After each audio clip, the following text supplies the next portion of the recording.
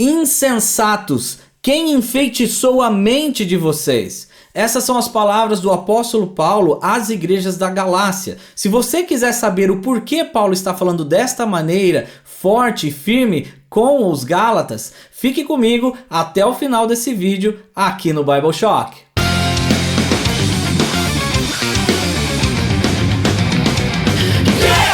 Sejam bem-vindos ao 5º episódio de Bible Shock. Muito obrigado a vocês que estão aqui. Então peguem as suas Bíblias, abram comigo em Gálatas capítulo 3. Mas antes de seguirmos para a leitura, eu gostaria de contextualizar vocês mais uma vez. Essa carta foi enviada de apóstolo Paulo às igrejas da Galácia por causa dos falsos ensinos que estavam sendo inseridos dentro das igrejas da Galácia. Então, no capítulo 1, Paulo ele vem e trata e defende seu apostolado, que o apostolado de Paulo vem do próprio Cristo, pela vontade de Cristo, e que tudo que ele estava ensinando às igrejas da Galácia veio do próprio Jesus e não de homem nenhum. E ele enfatiza muito bem isso no capítulo 1, dizendo até que qualquer um que pregasse um evangelho que não fosse o evangelho da graça era para ser amaldiçoado. No capítulo 2, ele já mostra o quanto esse ensino traz uma destruição dentro das igrejas da Galácia ali, quando o próprio Pedro e Barnabé acabam se deixando levar pelos judaizantes. E Paulo chama eles de hipócritas por causa dessa atitude, porque ele vem e explica no capítulo 2 que a salvação, ou seja, a justificação perante Deus, ela é feita através da fé e não das obras. Sabendo disso, vamos seguir a leitura. Versículo 1. Ó Gálatas insensatos, quem os enfeitiçou? Não foi diante dos seus olhos que Jesus Cristo foi exposto como crucificado? O que Paulo quer dizer aqui? Que toda a fé cristã, tudo que Paulo ensinou, é de acordo com aquilo que Jesus Cristo fez na cruz do Calvário. A obra redentora, a justificação, tudo tem a ver com a cruz, tudo tem a ver com o sacrifício de Jesus Cristo na cruz. Essa é a base da fé cristã, que a obra redentora de Cristo é que nos justifica perante Deus. É a graça, nós somos justificados pela fé nisso que Cristo fez lá na cruz. Né? O que a fé nos traz? Nós entendemos que Cristo morreu e nós, pela fé, morremos com Cristo, e quando Cristo ressuscitou, nós, pela fé, ressuscitamos com Cristo, em Cristo como novas criaturas, sendo assim, justos diante dos olhos de Deus. Então, toda a base da fé cristã é no ato da obra redentora de Jesus Cristo na cruz do Calvário. E é isso que Paulo fala. Vocês são insensatos? Quem que enfeitiçou vocês com outro ensino? O ensino é esse. Por que vocês estão tentando fazer algo além daquilo que Cristo já fez por vocês na cruz do Calvário? É isso que ele está dizendo nesse primeiro versículo aqui do capítulo 3, tá? No versículo 2. Gostaria de saber apenas uma coisa. Foi pela prática da lei que vocês receberam o Espírito ou pela prática da fé naquilo que ouviram? Será que vocês são tão insensatos que, tendo começado pelo Espírito, querem agora se aperfeiçoar pelo esforço próprio? O que Paulo está dizendo aqui? Olha, o Espírito justifica vocês. Vocês são salvos pela fé em Cristo. E aí, sabendo disso, vocês querem voltar à prática das obras? Vocês querem fazer algo para que vocês possam justificar a si mesmo perante Deus? Ou até mesmo para que as suas obras ajudem de alguma maneira você ser mais justificável diante de Deus ou mais santo diante de Deus do que a própria cruz de Cristo? É isso que Paulo está falando aqui, né? E no capítulo anterior ele fala até, né? Se reconstruo o que destruí, torno-me transgressor. Por que Paulo falou isso no capítulo anterior? Olha, se eu estou vivendo pela fé, que eu entendi que as obras elas já não servem mais, mas eu quero voltar às práticas das obras, ou seja, se eu reconstruo o que eu destruí, me torno transgressor. Ou seja, você está voltando a viver, ou seja, pela lei, sendo condenado por ela. Não é isso que é o evangelho. E não é esse o evangelho que Paulo tinha ensinado aos Gálatas. Vamos continuar aqui. Será que foi inútil sofrerem tantas coisas? Se é que foi inútil. Aquele que lhes dá o seu espírito e opera milagre entre vocês, realiza essas coisas pela prática da lei ou pela fé com a qual receberam a palavra? Olha só, Paulo já vem aqui mais forte. Significa que a igreja vivia milagres, que Deus estava trabalhando ali no meio daquele povo. E ele enfatiza, olha, eu vou trazer algo concreto para vocês entenderem. Todos os milagres que vocês têm vivido aqui na igreja é pela obra na lei, é o seu próprio esforço, ou é pela fé naquilo que Cristo pode fazer? É pela fé, não é pelo esforço. Então, a igreja estava sendo enfeitiçada por estes ensinos, né? No capítulo anterior, a gente vai entender isso, quando até o próprio Pedro, né, acaba se afastando dos gentios, trazendo essa divisão dentro da igreja, porque o falso ensino faz isso. Ele desvia da verdadeira palavra de Deus, o verdadeiro foco, desvia daquilo que é santo.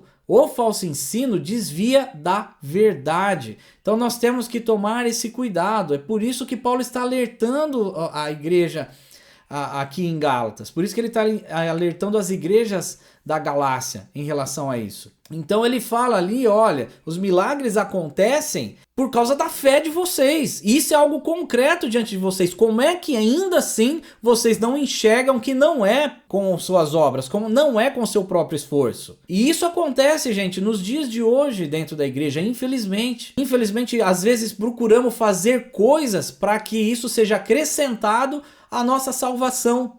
E nós não entendemos que isso é o contrário. Pela fé nós fomos salvos, justificados diante de Deus. Dentro da nossa vida nós estamos em um processo de santificação.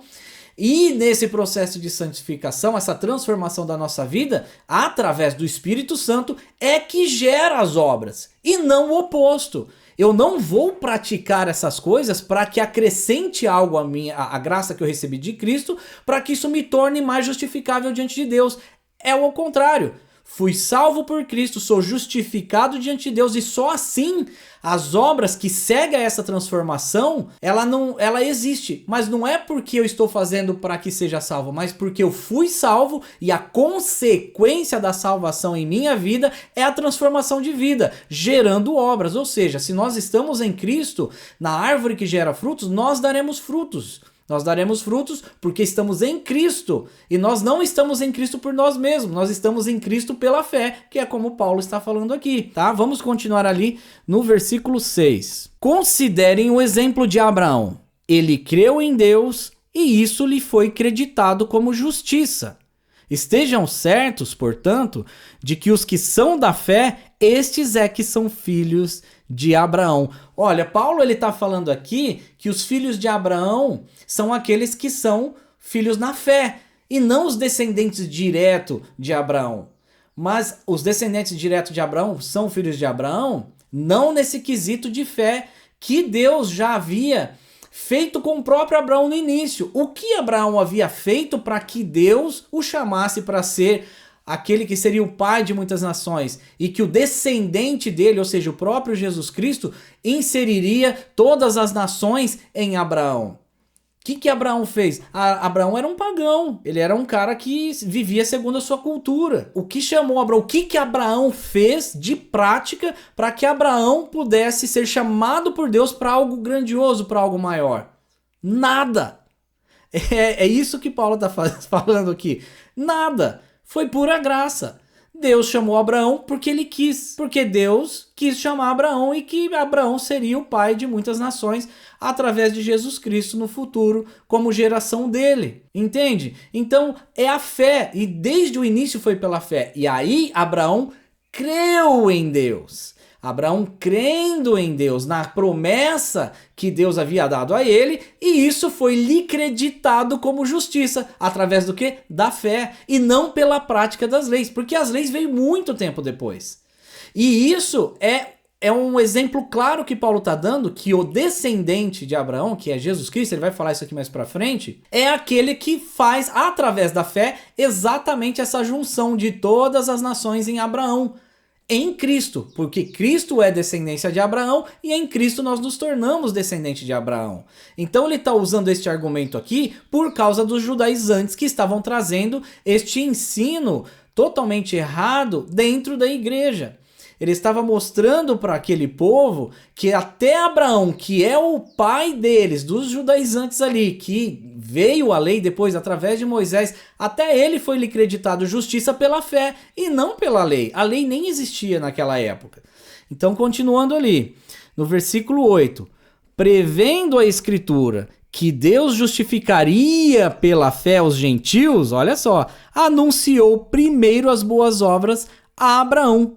Por meio de você, todas as nações serão abençoadas. Foi o que eu acabei de falar aqui. A justificação vem por meio da fé. E por meio de Abraão, ou seja, por meio da fé de Abraão, todas as nações seriam justificadas, seriam abençoadas, né? Por meio da fé. Não tem outro caminho a não ser esse, né? Então, quem era Abraão? Como eu disse, ele era um cara falho, sentenciado ao inferno como eu e você. E por que Abraão foi salvo? Ele fez algo de diferente que chamou a atenção de Deus? Não, nada. Pelo contrário, ele vivia como todo mundo da época dele. Então é disso que Paulo está defendendo, é isso que Paulo está defendendo aqui. A graça de Deus sobre a vida dos gentios e a graça de Deus sobre a vida até dos judeus, porque é pela graça que nós somos salvos, né? Continuando ali no versículo 9. Assim, os que são da fé são abençoados juntamente com Abraão, homem de fé. Já os que são pela prática da lei estão debaixo de maldição, pois está escrito: maldito todo aquele que não persiste em praticar todas as coisas escritas no livro da lei. O que Paulo quer dizer aqui? Olha, se nós somos abençoados pela fé, como exemplo de Abraão, nós estamos inseridos aqui em Cristo, né? Nós estamos nessa mesma descendência, nessa mesma família, vamos colocar dessa maneira. Mas aqueles que estão debaixo da lei, né? Eles estão debaixo de maldição. E aí ele fala: maldito todo aquele que não persiste em praticar todas as coisas escritas no livro da lei. Por que ele fala todas? Porque se você quer viver pela prática das obras, você não pode errar uma vírgula da lei, porque você é condenado nela inteirinha. E quem é que consegue nunca falhar? Ninguém. Todos nós falhamos, e se nós falhamos, nós somos condenados na lei. É isso que Paulo está dizendo aqui. Então, se eu vivo pela fé, eu vivo pela fé naquilo que Cristo fez por mim, pois ele cumpriu a lei por mim. E em Cristo eu morri com Cristo ali na cruz, pela fé. E por isso ter acontecido, o homem que era acusado pela lei morre. Ou seja, a lei já não me acusa mais porque eu estou morto, ela não tem mais poder sobre a minha vida. E pela fé, quando Cristo ressuscita e nós ressuscitamos com Cristo, nós nos tornamos novas criaturas em Jesus Cristo, não devendo mais nada para a lei, porque aquele homem que devia para a lei morreu, e aqui em Cristo somos novas criaturas. Em Cristo isso é possível. Agora, se eu for viver pela prática da lei para que eu seja justificado diante de Deus, eu não posso errar nada. Eu tenho que ser perfeito, porque se eu errar uma vírgula, eu sou condenado em todas as coisas que a lei acusa, e isso me torna não justificável diante de Deus.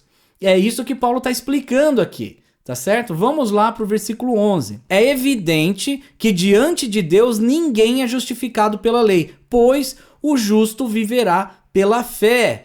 Olha só, Paulo mais uma vez fala que ninguém é justificado diante de Deus pela lei. Não há como. Não tem como ser justificado diante de Deus pela lei, ou seja, pelas obras, pelo próprio esforço, como Paulo já disse aqui alguns versículos acima.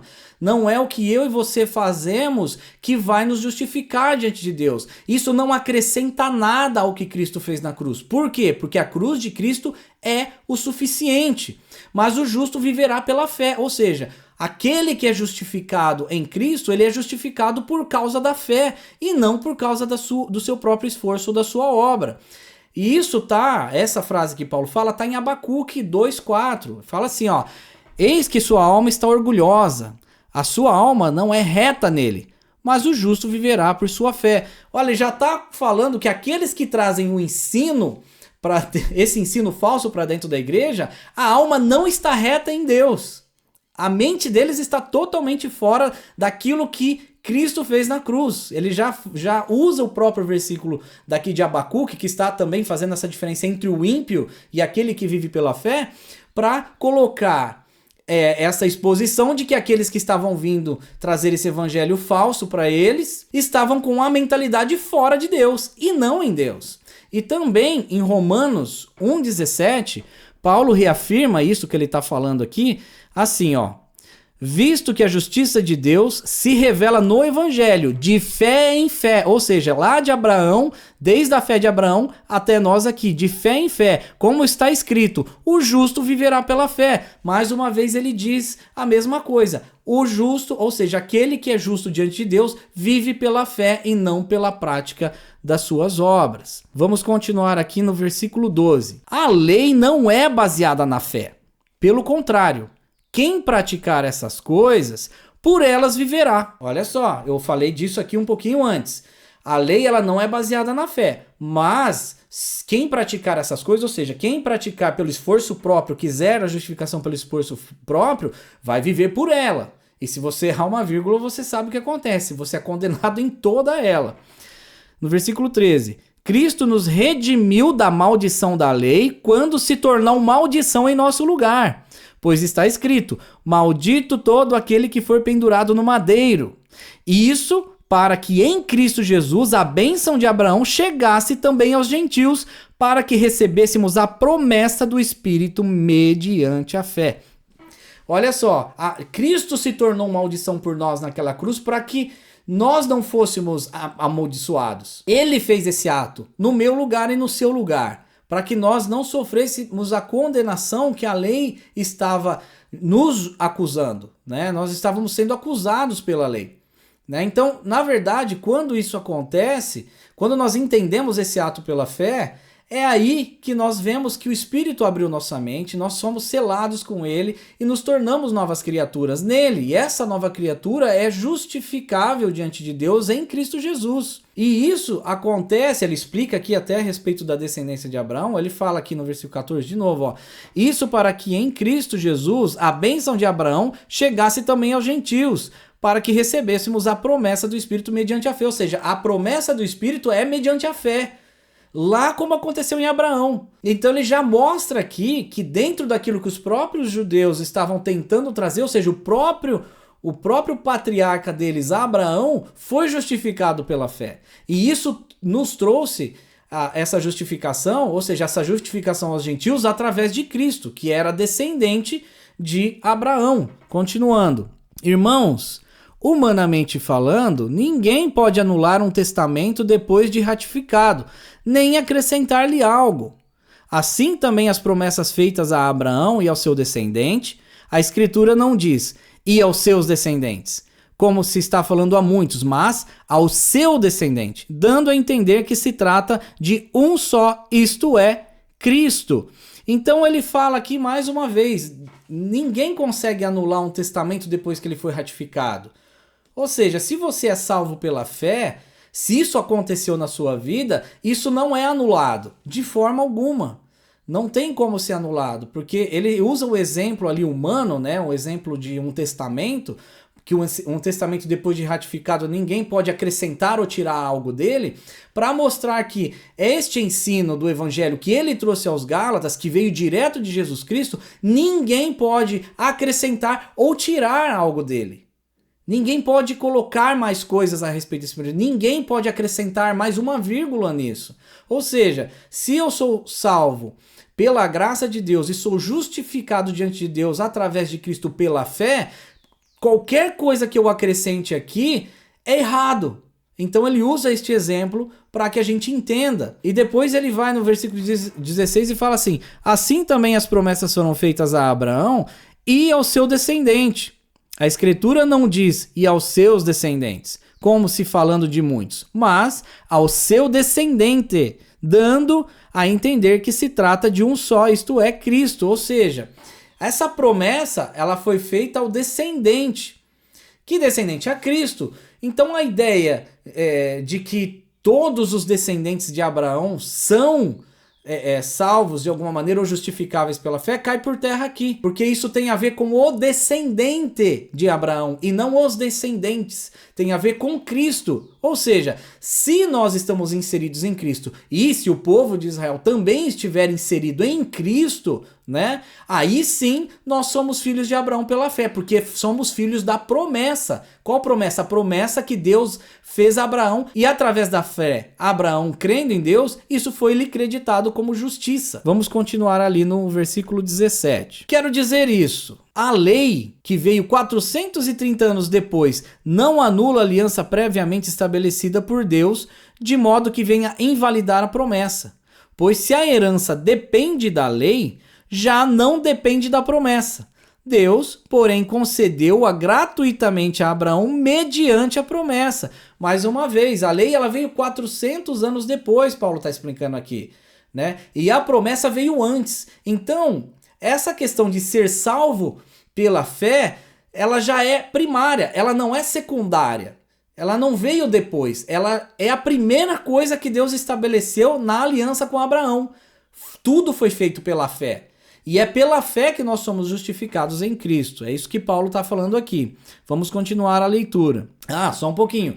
E ele concedeu isso a Abraão gratuitamente. Ou seja, é de graça, foi pela graça. Abraão não fez nada para que isso acontecesse. E assim Paulo liga que nós, gentios, da mesma maneira. Por quê? Porque Abraão também era um gentio, ele era um qualquer. Tá certo? Versículo 19. Qual era, então, o propósito da lei? Foi acrescentada por causa das transgressões, até que viesse o descendente a quem se referia a promessa. Ele está falando de Jesus aqui. E foi promulgada por meio de anjos pela mão de um mediador. Olha só. Então, na verdade, o propósito da lei foi para quê? Por causa da transgressão dos homens, ela foi o tutor, mostrando a respeito das obras, aquilo que nós deveríamos ser e não conseguiríamos, até que o descendente viesse. Ou seja, nós éramos acusados pela lei. A lei, gente, olha dessa maneira, quando Deus entrega a lei a Moisés, né, a gente sempre enxerga como um ato de cumprir. Presta atenção, eu não estou falando que nós não temos que praticar as coisas da lei, mas ela só é possível em Cristo. Eu estou querendo dizer que quando Deus entregou a lei a Moisés, é esse ponto. Homem, você é idólatra. Homem, você é assassino. Você cobiça outras mulheres. Homem, vocês são mentirosos. Vocês são caluniadores. Mas é isso que a lei ela traz para nós. Ela é uma acusação. A lei ela só foi posta justamente porque nós éramos aquilo. Então ela é uma acusação. Olha, vocês são isso. Então tá aqui a lei para acusar vocês.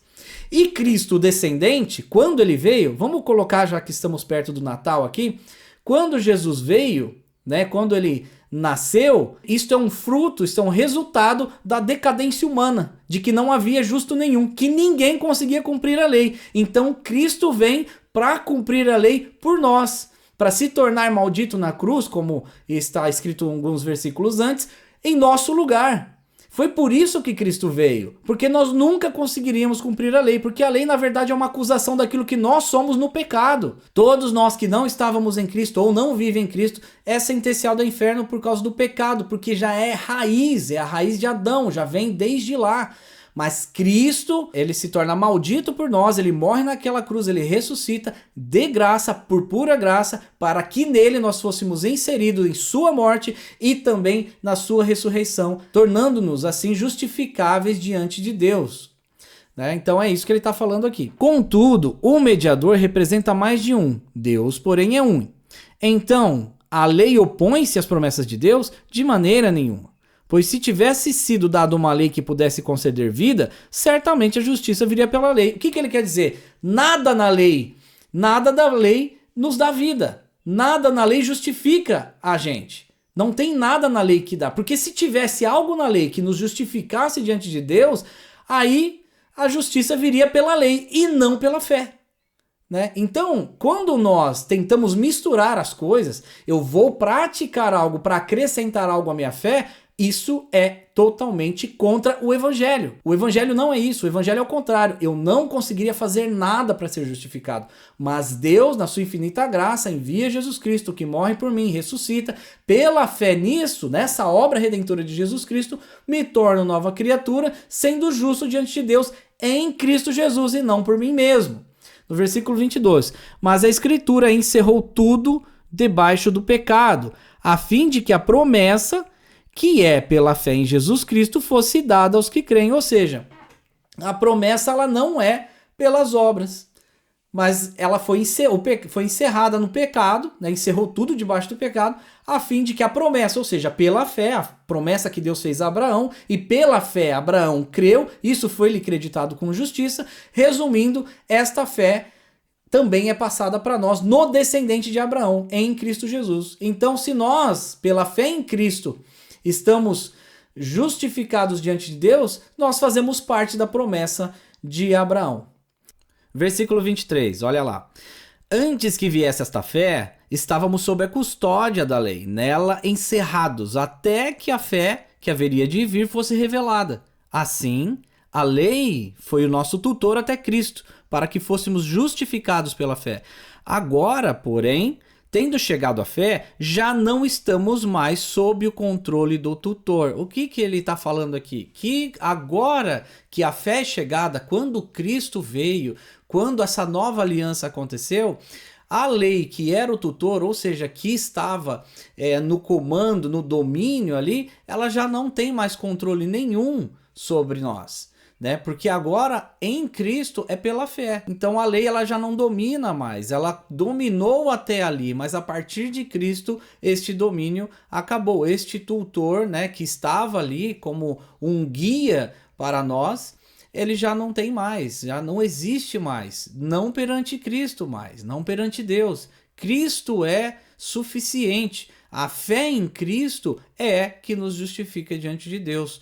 Para você ver esse capítulo inteiro, praticamente, Paulo enfatiza em cada palavra dele aqui, muito forte, lembrando que ele começa esse texto falando veemente, né, insensatos, ele fala, quem enfeitiçou vocês? Você vê que ele enfatiza muito que a salvação, a justificação não é pela lei, não é pelas obras, não é pelo próprio esforço, e sim, simplesmente pela fé, pelo crer em Jesus Cristo. E isso sim é que nos justifica diante de Deus, né? Jesus é o caminho, ele é a verdade e ele é a vida, e ninguém chega a Deus se não for por Cristo. Ou seja, tudo é por intermédio dele, tudo é pela fé em Jesus Cristo, né? Continuando ali depois. No versículo 26. Todos vocês são filhos de Deus mediante a fé em Cristo Jesus. Pois os que em Cristo foram batizados, de Cristo se revestiram. Quando ele fala aqui que todos são filhos de Deus, ele fala mediante a fé. Ele não está falando que nós somos filhos de Deus mediante ao nosso esforço, mas mediante a fé. Pois, no 27 lá, ó, pois os que em Cristo foram batizados, de Cristo se revestiram. Temos que entender o que é esse batizados aqui, né? Batizado em Cristo, o batismo de Cristo foi a cruz. Então, quando nós temos a simbologia do batismo, de que nós morremos e ressuscitamos com Cristo, Paulo está falando que em Cristo nós vivemos essa mesma coisa na cruz do Calvário com Jesus, através da fé. Então é através da fé que nós somos batizados em Cristo, nós nos tornamos um com Ele, né? Então nós morremos ali na cruz e nós ressuscitamos com Jesus Cristo como novas criaturas. Eu estou enfatizando isso muito aqui para que vocês entendam como é forte a pregação do Evangelho da Graça, que é esse Evangelho aqui que o apóstolo Paulo fala no primeiro capítulo, mais uma vez, que qualquer um que vier e te pregar um outro Evangelho que não seja esse, até mesmo um anjo do céu, considere-o maldito, amaldiçoe, né? Então, temos que tomar cuidado. Gente, presta atenção. Os ensinos que vão contra esse evangelho, eles, ao longo dos anos, foram sido deturpados, eles foram sido, infelizmente, influenciados por homens com o coração na ganância, né? Como até ali, quando eu li sobre Abacuque, né? Quando Paulo fala o justo viverá pela fé, eu fiz a menção de onde Paulo tirou isso, né? Ele fala de homens orgulhosos, né? Porque o coração deles está no orgulho deles. E por causa disso, muitas vezes acabam se influenciando, mudando algumas coisas para criar um Deus para si mesmo. Né? E o homem é isso, o pecado foi isso, né? O pecado de Adão, lá quando Adão pecou, ele pecou comendo de um fruto, que se ele comesse daquele fruto, ele seria conhecedor do bem e do mal, igual a Deus. ele não seria Deus, né? Mas essa questão do orgulho, do querer ser igual a Deus, está enraizado em nós. Então, isso faz com que muitos dentro da igreja acabam usando a própria palavra de Deus para beneficiar a própria instituição, para beneficiar o próprio ego, fazendo com que muitos não entendam o verdadeiro evangelho. O verdadeiro evangelho, ele é um fardo leve, ele não é o peso, né? Então ele não é a escravidão, ele é a liberdade, e isso tudo é pela fé. Então é isso que ele está falando aqui, né? Na questão do batismo em Cristo, nós fomos batizados com Cristo na cruz, ou seja, nós passamos por aquele processo em Cristo pela fé. Então ali nós somos transformados em novas criaturas. Paulo enfatiza demais isso aqui no capítulo 3. Isto é a verdade, este é o evangelho. Versículo 28. Não há judeu nem grego, nem escravo nem livre, homem nem mulher, pois todos são um em Cristo Jesus. Olha só, ele está falando aqui algo que aconteceu lá no capítulo 2, lembra? Quando Pedro se distanciou dos gentios junto com Barnabé, quando chegou os de Tiago, ou seja, os da circuncisão, fazendo essa acepção de pessoas, né? Entendendo o evangelho Pedro ali, ele deveria muito bem não ter feito isso, entendendo que todos são pecadores, falhos e sentenciados ao inferno, todos inseridos no mesmo pacote. Então no reino de Deus não há acepção de pessoas, porque não existe maior ou menor. Não existe branco ou preto, não existe mulher ou homem, não existe nada, não existe uma hierarquia em relação a isso. Nessa questão, todos são condenáveis. Todos fazem parte do mesmo pacote. E se algum desses se acha superior ao outro, não entendeu o evangelho de maneira nenhuma. A única hierarquia da igreja é Cristo é o cabeça e a igreja é o corpo. A palavra de Deus é a que nos guia. Então não tem como a gente pegar e querer ser melhor do que o outro, porque todos fazemos parte do mesmo pacote. Todos. Então essa acepção, ela é iniciada por causa dos falsos ensinos, e isso causa divisão dentro da igreja, porque acaba levando um ou outro para um lado, outro para outro, e eles acabam se distanciando de outros, se achando melhores, porque tem um conhecimento maior disso ou daquilo. Mas a verdade é que não há acepção de pessoas, porque todos são falíveis, todos são pecadores, né? E nós somos apenas justificados através da fé em Cristo Jesus, ou seja, na obra redentora de Jesus na cruz, sobre o batismo em Cristo, ou seja, nós cremos em Cristo e nós somos mortos com Cristo e ressuscitamos com Cristo. Esta é a verdade, não tem como correr disso no evangelho. Qualquer evangelho que não seja esse, o próprio apóstolo Paulo está falando, considere o maldito. Como é que pode nós lermos essas coisas e ainda não entender e ter os nossos olhos fechados para isso? Eu não consigo entender o que a palavra de Deus fala e aí eu quero tentar mudar aquilo para tentar criar um Deus para mim mesmo. Nós não podemos criar um Deus para nós mesmos. O Deus da Bíblia é o Deus da Bíblia. O que os apóstolos disseram, os apóstolos disseram. O evangelho que os apóstolos pregaram é o evangelho de Cristo e nenhum outro mais. Nós não precisamos de cambalacho para tentar encaixar a minha vontade, ou seja, a visão que eu quero para me beneficiar dentro da palavra. Eu com certeza serei condenado por isso. Não é essa a questão. Nós temos que entender que tudo é pela fé.